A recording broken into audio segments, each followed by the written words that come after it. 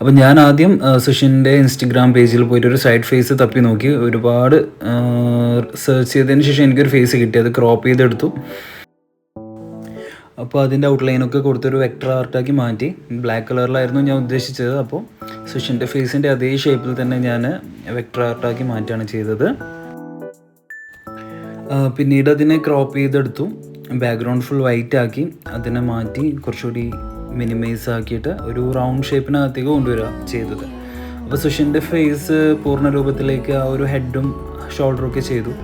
പിന്നെ സുഷിൻ പറഞ്ഞതുപോലെ സൈലൻസ് ആണല്ലോ അദ്ദേഹത്തിന് കൂടുതൽ ഇഷ്ടം.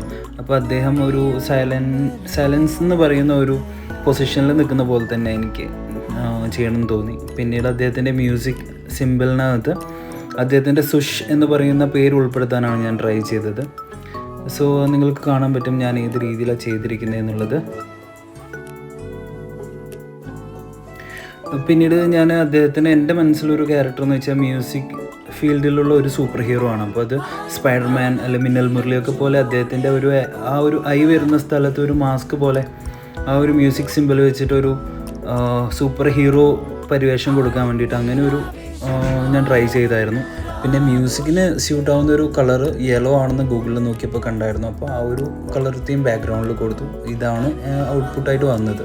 സോ ജസ്റ്റ് ട്രൈ ചെയ്ത് നോക്കിയാണ്. ഇഷ്ടപ്പെട്ട് കഴിഞ്ഞാൽ ലൈക്ക് ചെയ്യാം കേട്ടോ. Thank you for watching.